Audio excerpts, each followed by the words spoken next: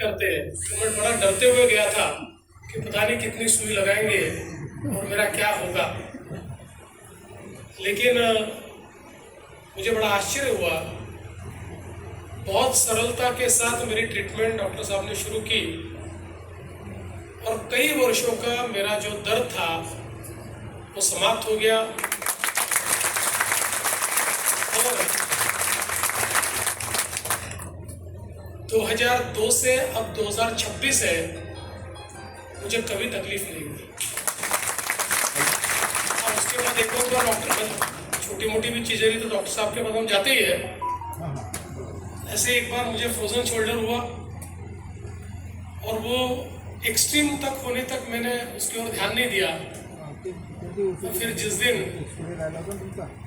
हाथ सीधा ही नहीं हो रहा था, उस दिन डॉक्टर साहब के पास पहुंचा और डॉक्टर साहब ने पहले तो गाली दी कि इतने दिनों तक क्यों ये दर्द को तुमने सहा, मेरे पास आ जाते हैं, मुझे बुला लेते तो ये खत्म हो जाता।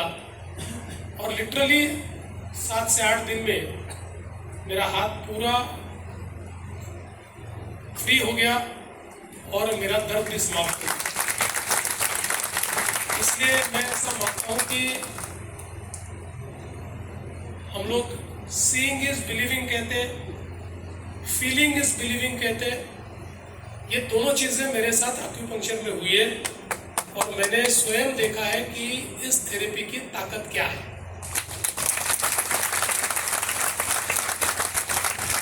इसीलिए जब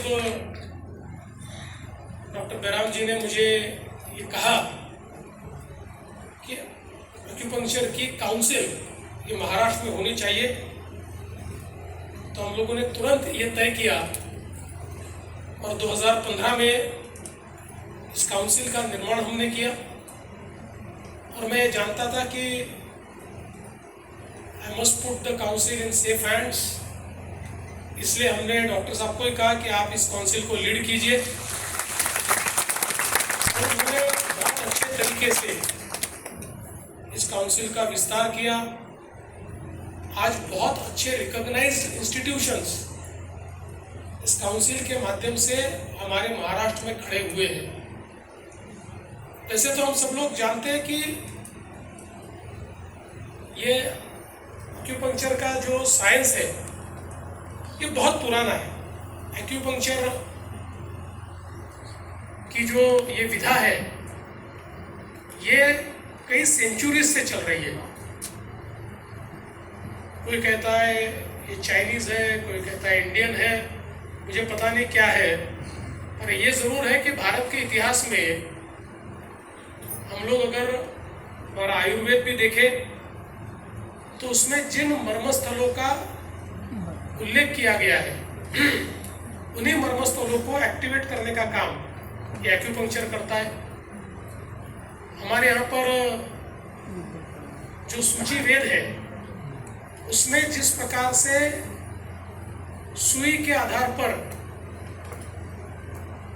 ये सारे पॉइंट्स को एक्टिवेट करने की विधा बताई गई है, सुश्रुत की संहिता में भी इसी प्रकार की विधा बताई गई है। तो इसका मतलब यह है कि भारत में इस विधा को, इस विज्ञान को सैकड़ों सालों से हम लोग जानते हैं, इसको हमने प्रैक्टिस भी किया है। महाभारत में भी जो हम लोग सुनते हैं कि भीष्म पितामह को शरपंजरी रखा गया था, बाणों की शैया पर वो थे कि उनकी पीठ जमीन को नहीं लगे, इस दृष्टि से तो ऐसा माना जाता है कि वो भी एक्यूपंक्चर ही था। उन बाणों को इस प्रकार से रचा गया था कि 45 दिन तक उन बाणों पर भीष्म पितामह थे, उनको कोई तकलीफ नहीं हुई, उनको कोई पेन नहीं हुआ, उल्टा युद्ध में जो घाव लगे थे उसका पेन भी उन बाणों के कारण उनका दूर हुआ। तो मुझे ऐसा लगता है कि एक बहुत ही वैज्ञानिक इस प्रकार की विधा जो शरीर के शास्त्र को जानती है, शरीर